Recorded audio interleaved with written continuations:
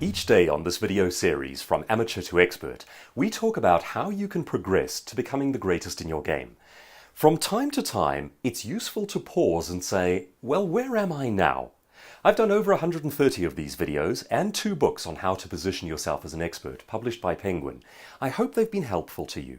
Let's stop and do an audit. Where do you think you are right now? Here are the 7 levels at which you might peg yourself.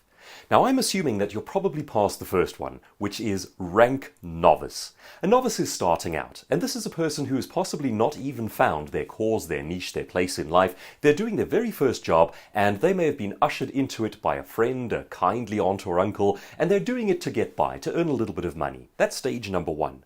Stage number 2 is when you get to the point where you are a working drone. That's basically a competent novice. This is a person who is doing something very basic and they're starting to get the hang of it. But they're very reactive. They have to be told the next thing to do. Once they've done that task, basically they go on to flatline idle and wait to be told the next thing to do. Now do that for a while and you get to level 3. Level 3 is a practitioner.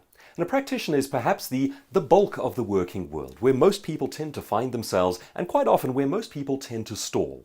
A practitioner is reasonably good at what they do, but once again they are reactive. They are not necessarily pioneering, innovating, or initiating new things. They may or may not be heading toward positions of leadership, but basically they understand the playing ground. They understand the politics, they understand the workings, and they are the people who get the job done.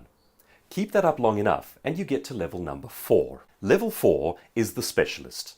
Now, a specialist may or may not be employed. They might have struck out on their own. This is a person who is no longer reactive. They don't have to be told what to do. They are very good at what they do.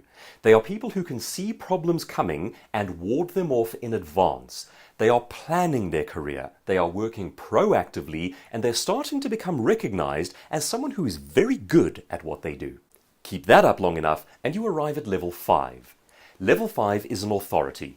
This is a person whose name appears at the end of the sentence. You know who you should talk to about that. You have specialized in what you do for so long that you are now perceived as a leadership figure in it.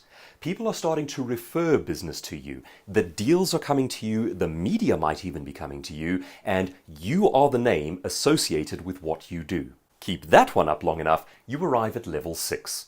Level 6 is the industry thought leader. You have been an authority for so long that now the industry is looking to you for the way forward. You are speaking at conferences, you are conducting interviews, rather you are being interviewed, and you are sharing your thoughts, your leadership and your guidance on how things should look going forward. You are the guide, you are the guru, you are the person who understands this industry so thoroughly that you give the leadership on the way forward. And finally, you arrive at level 7.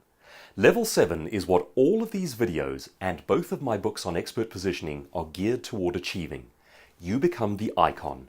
You become the Oprah of talk show TV. You become the Schwarzenegger of bodybuilding, the Tony Hawk of skateboarding. It is impossible to speak about your industry without referencing you. You have unique and privileged access. They build it around you because you are the icon. So, where are you right now? Chances are you're probably straddling 2 of those levels. It's very rare that you would peg yourself in just one to the exclusion of others. The question is, what is the next level for you, and what are you proactively doing in order to graduate yourself there on purpose?